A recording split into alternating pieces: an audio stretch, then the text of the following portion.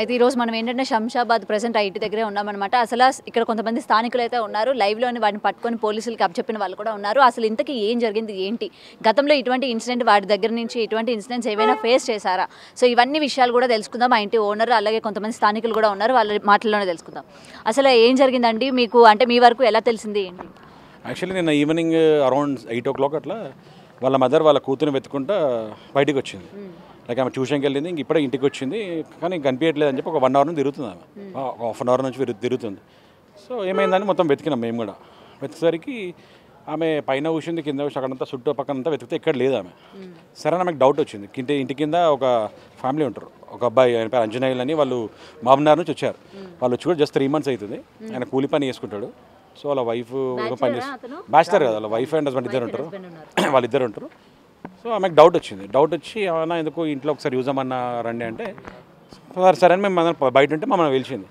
సరే అందరం పోయేసరికి మా అన్న ఉండే, ఈయన భాస్కర్ అన్న, ఈయన లైవ్ ఎవిడెన్స్ ఉండే చెప్పండి. నేను ఇక్కడ బయట ఉన్నా మేడం. బయట ఉంటే వాళ్ళ మమ్మీ ఏడుస్తుంటే ఏమైందమ్మా అంటే ఇట్లా పాప కనిపిస్తలే అంటే లేమ్మా వెతుకని దొరుకుతుంది అంటే ఆమెకు డౌట్ వచ్చి డోర్ కొట్టినప్పుడు నేను ప్రజెంట్ ఇక్కడనే ఇట్లా నిలబడ్డా.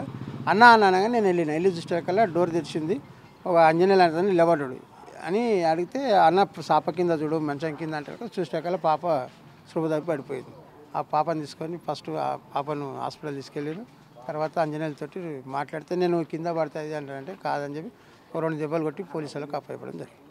ఎటువంటి పరిస్థితుల్లో చూసారు పాపని? అంటే మీరు చూసేటప్పుడు పాప అసలు మెలకుగా ఏం లేదా? స్పృహ తప్పి కళ్ళు మూసుకొని అన్కాన్షియస్లో ఉంది. అన్కాన్షియస్ ఉన్నది.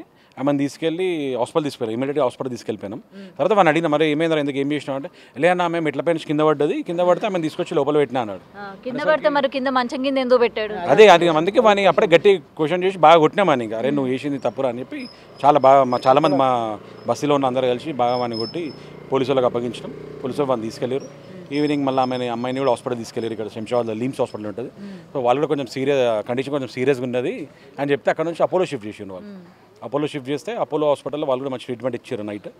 సో మేము రాత్రి 12 o'clock అక్కడికి వెళ్ళాం. వాళ్ళ ఫాదర్ ఏంటంటే మన రాజేందర్ పిఎస్లో కానిస్టేబుల్ అయినా, ఒక గవర్నమెంట్ ఎంప్లాయ్ అయినా కానిస్టేబుల్, వాళ్ళ కూతురు మేడం 6 years అమ్మాయి.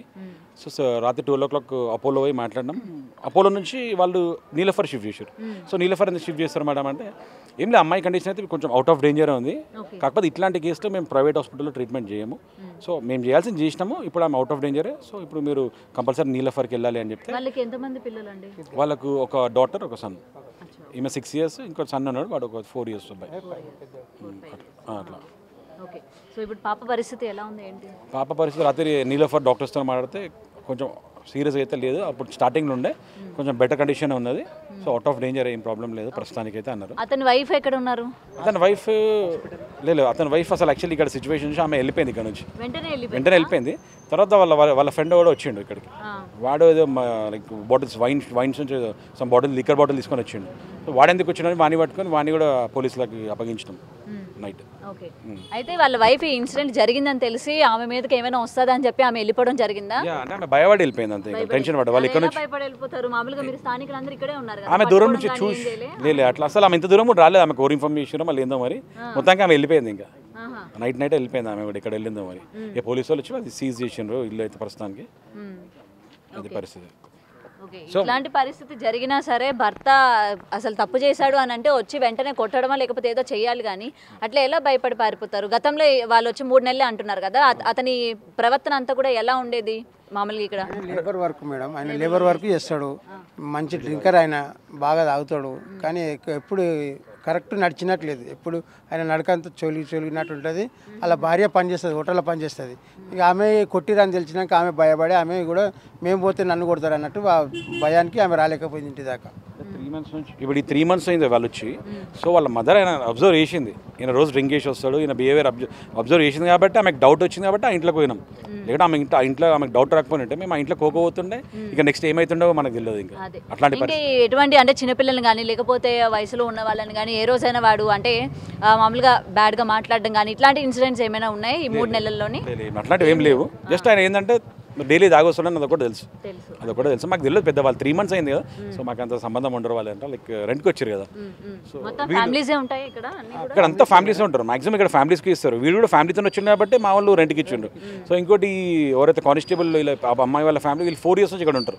సో ఈ 4 years నుంచి కాబట్టి చుట్టుపక్కల అందరం మేము అందరం వాళ్ళతో క్లోజ్ ఉంటాం అన్నమాట వాళ్ళు. సో అట్లా ఒక ఫ్యామిలీలా ఉంటారు వాళ్ళు కూడా. చిన్న పాప కూడా ఇక్కడనే ఉంటుంది హైదరాబాద్లోనే. సో అట్లా అందరు జర మంచి క్లోజ్ ఉంటారు వాళ్ళతో. సో నిజంగానే ఇది చాలా దారుణమైన సంఘటననే చెప్పుకోవాలి. చాలా డేస్ మొత్తం కూడా ఈ మంత్ అంతా కూడా మనం చూసుకుంటే ఈ చిన్న పిల్లల మీద అఘాయిత్యాలే అనమాట. అయితే స్థానికుల మాటల్లో కూడా మనం తెలుసుకున్నాం కదా, అండ్ ప్రజెంట్ మన విజువల్స్లో కూడా చూస్తున్నాము ఇదే ఇల్లు. అండ్ వాళ్ళిద్దరు కూడా వైఫ్ అండ్ హస్బెండ్ కలిసి ఉండడం అయితే జరుగుతుంది. అండ్ ఆ వైఫ్ కూడా ఇన్సిడెంట్ తెలుసుకున్న వెంటనే ఆమె వెంటనే హస్బెండ్ని వదిలేసి వెళ్ళిపోవడం కూడా జరిగింది. అండ్ వెంటనే ఈ స్థానికులు ఈ ఎవరైతే ఉన్నారో ఈ వ్యక్తిని, ఆంజనేయులు అన్న వ్యక్తిని తీసుకెళ్లి పోలీసులు కూడా అప్పగించడం జరిగింది. ఇందాక మనం పోలీసుల మాటల్లో కూడా విన్నాం కదా, అతన్ని రిమాండ్లోకి తీసుకున్నారు.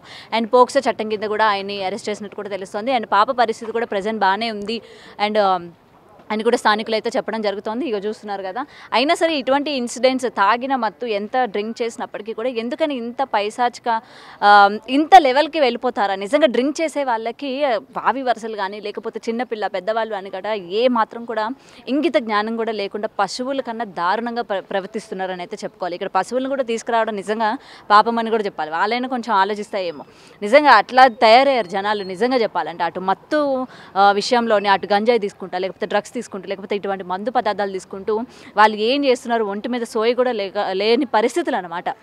నిజంగా ఇట్లాంటి ఇన్సిడెంట్స్ రోజు రోజు రోజు రోజు ఎందుకు ఇంతలాగా పునరావృతం అవుతున్నాయి? చిన్నపిల్లల అభాగ్యులను కూడా చూడకుండా అటువంటి చిన్నపిల్లల మీద దాడులు ఎందుకని జరుగుతున్నాయి? అయితే ఈ ఆంజనేయులు అన్న వ్యక్తి ఎవడైతే ఉన్నాడో గత ఈ 3 నెలల నుంచి ఉంటున్నారనేది మనకి స్థానిక ప్రజల్లోనూ అయితే తెలుస్తోంది. అయితే ఈ పాపని వాడు తాగిన మత్తులోని, అంటే నేను ఇక్కడ ఒక పండుగ కూడా ఇక్కడ జరిగిందనమాట. మనం చూస్తున్నాం కదా, ఆపోజిట్గా టెంపుల్ కూడా ఉంది. నేను అమ్మవారికి సంబంధించి ఒక పండుగలాగా జరగడం కూడా జరిగింది.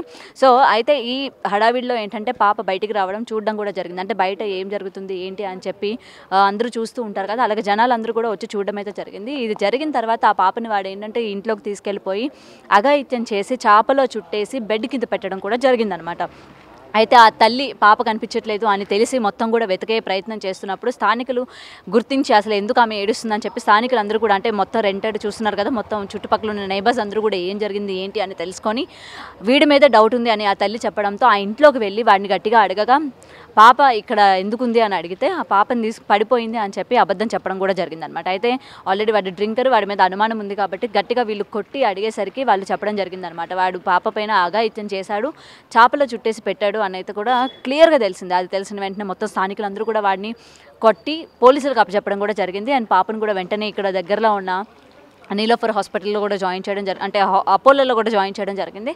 అండ్ అపోలోలో కూడా ఇప్పుడు పాపకి ట్రీట్మెంట్ జరిగి తర్వాత నీలోఫర్కి కూడా బెటర్ ట్రీట్మెంట్ కోసం కూడా వాళ్ళు అక్కడికి పంపిస్తారు అని అయితే మనకి పోలీసుల మాటల్లో కూడా తెలిసింది. ఏది ఏమైనా సరే ఇటువంటి అత్యాచారాలు రోజు రోజుకి మనం చూస్తూనే ఉన్నాం. చుట్టుపక్కల వాళ్ళు కానీ లేకపోతే టీవీల్లో కానీ ఫోన్లో కానీ ప్రతి చోట కూడా ఇటువంటి ఇన్సిడెంట్ గురించి మాట్లాడుకున్నప్పటికీ ఇటువంటి వాళ్ళు అరే మనం ఇట్లాంటి ఇన్సిడెంట్స్ కొంచెం చేయాలన్నా లేకపోతే చిన్నపిల్ల మీద చేయి వేయాలన్నా కూడా భయం రావాలి, ఇట్లాంటి కేసులు ఉన్నాయి లేకపోతే ఇంత తగిన చర్యలు తీసుకుంటారు అని కూడా ఏ మాత్రం ఎవరిలో కూడా భయం లేదు అనే విషయం అయితే ఇక్కడ మనకి క్లియర్గా కనిపిస్తుంది.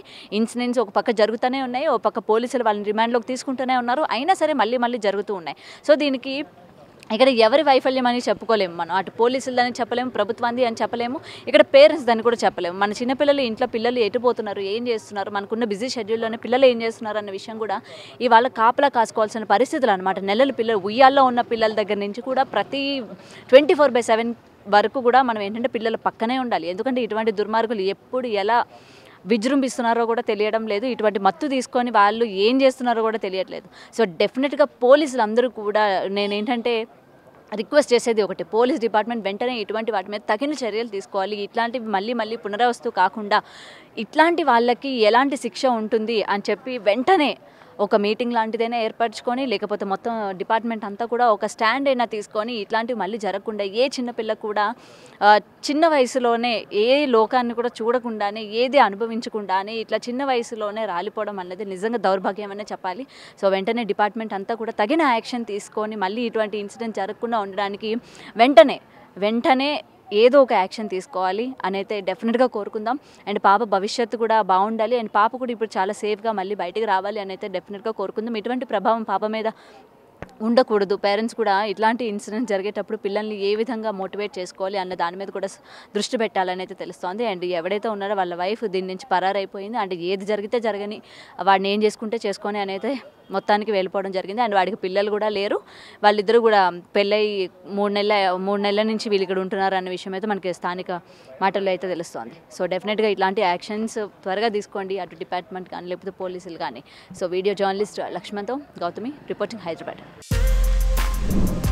For more videos like this, subscribe Big TV channel.